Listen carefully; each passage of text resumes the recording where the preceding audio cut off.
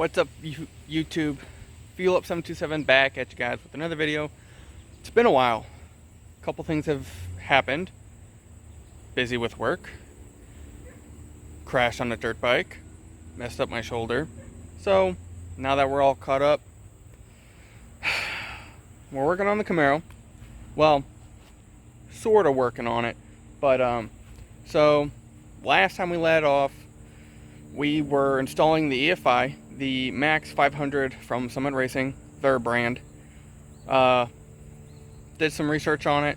It's pretty much got the same FiTech setup, same sensors, almost identical controller. So, we have finished installing it, and I'll show you some stuff that had to be finished up. I think we had everything hooked up, and all that was left was a couple wires, O2 sensor, and fuel pump. So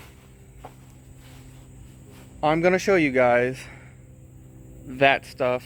Sorry if I got close, jeez, Corona.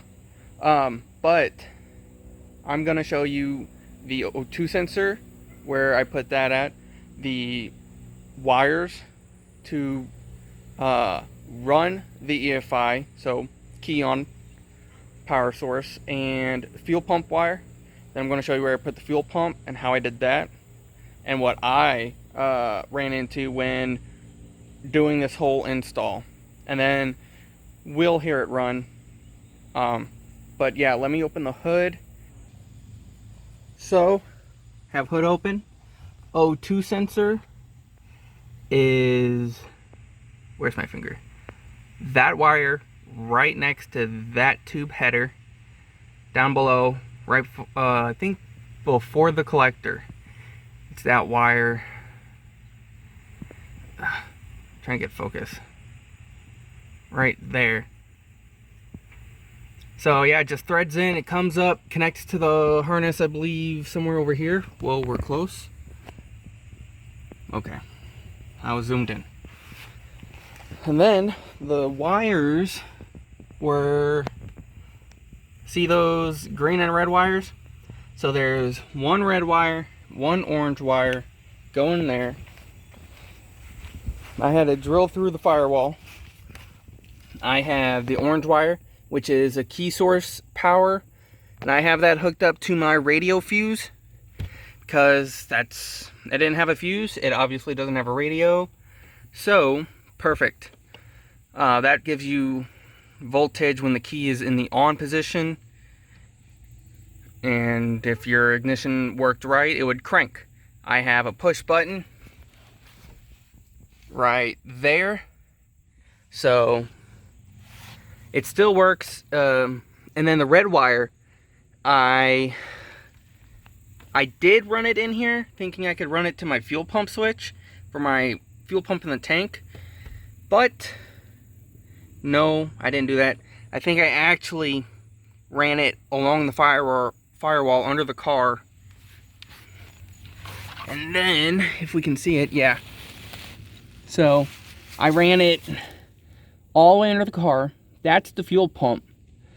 So, I had self-tapper screws. It's got two mounting brackets. You put it in there. And I cut the fuel line outlet from the tank. Put it in there, that side. It comes with the nipples for it and the washers. Pretty much almost everything except for the hose clamps. So, I grounded it to the bottom of the car. And then ran it through the stock fuel rail brackets that hold all the lines. And then, so on these third gen Camaros or Firebirds, your fuel filter would be right where my finger's pointing. This car doesn't have a fuel filter. So when I got under here, I was going like, okay, I got a fuel filter, might as well change that. Well, turns out I don't. Someone deleted it before I got the car. So, yay. So that's what I ran into there, but it was really easy. They already had this fuel injection hose, and then I put some fuel injection hose on the outboard of the pump going towards the engine. So we're good there. Got that all set up. So that wasn't too bad.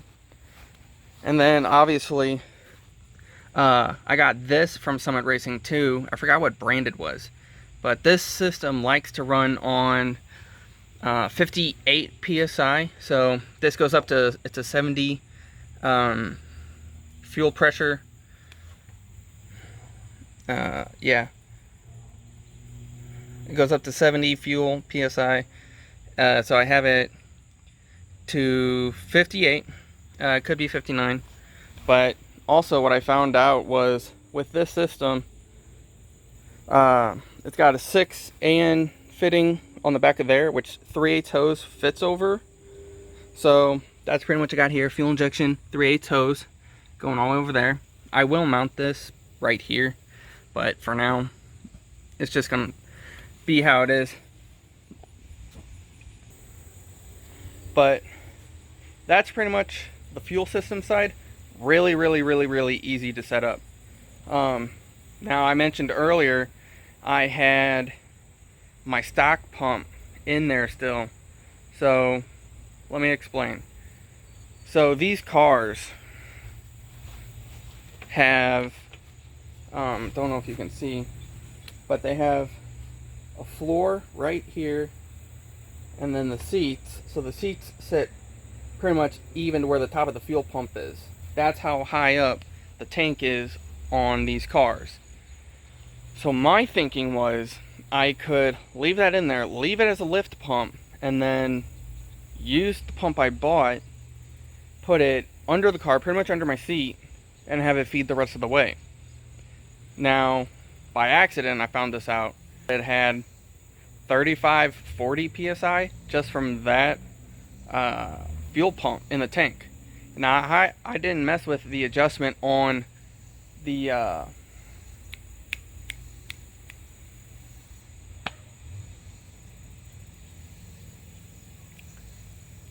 fuel pressure. I didn't touch the adjustments on that or nothing. That was just how it came out of the box. Wasn't adjusted at all. So it was pushing about like 35-40 psi. I was surprised. So enough of me rambling on, but it works good. It runs really well. That's pretty much the setup. So I'm going to close the hood for you guys, and we're gonna crank it up. All right, we're in the car. We have keys in. So turn it.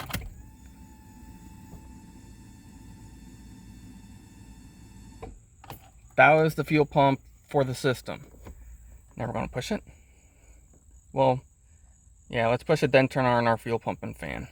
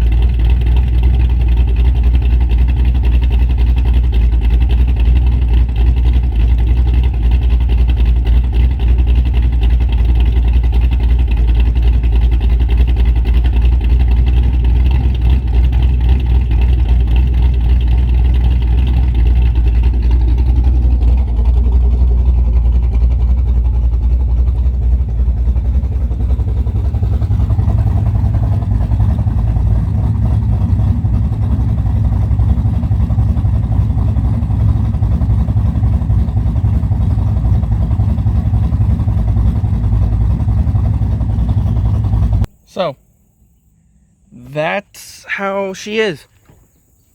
So with the CFI system, I really don't know where to set the idle. It's one of those things where carbureted, it was around 970, maybe 900, but I don't know where to run it on fuel injection EFI because it's got a IAC controller or valve, so it's a lot different. It does a lot of adjustments. You got to learn about all the steps, which there are videos on YouTube. I don't know them all, but there's videos of a efi-500 system, which is exactly how this controller is. And they have videos on telling you what certain terms mean, how to adjust it if you have this problem. You can also check on efi-500 forums. But I'm really, really happy with this system. It drives really well. It cruises. It's got really, really better power mid-range. Because I've taken it and driven it already with how it is. But that idle part, I just don't understand where to set it. I don't know if I should go back to where I had it with the carburetors or because it's fuel injection, you know, I don't know. But I have it set at, in the system, it's 880, but, you know, because of all the adjustments, because it's a self-learning unit, it's going to bring the idle up to like 9, it fluctuates between 950 to 820 and just fluctuate in between there. And I have it set for the air fuel ratio is for 1350 or 1360, I believe.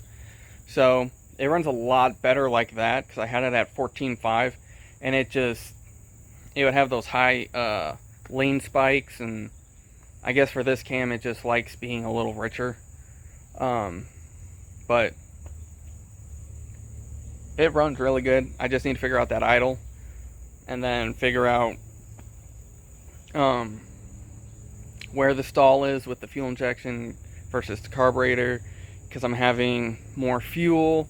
I am getting a little bit more vacuum, but that's because of, like I said, the IAC or valve, so it can fluctuate the butterflies and get a little bit more vacuum. It's got 4 cam settings, 1, 2, 3, 4, and I have it on 4. So it runs really good on that setting, and those settings are based on vacuum references and duration at 50. Yeah, it's duration at 50. So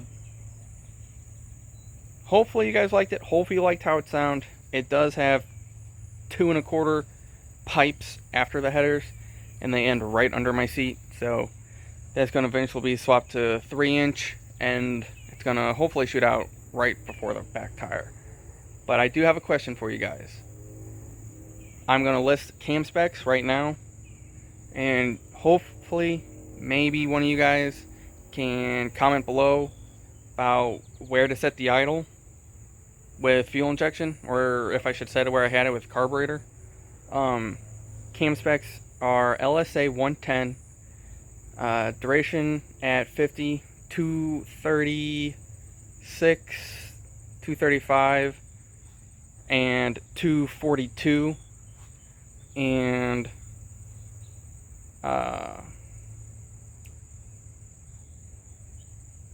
it pulls about like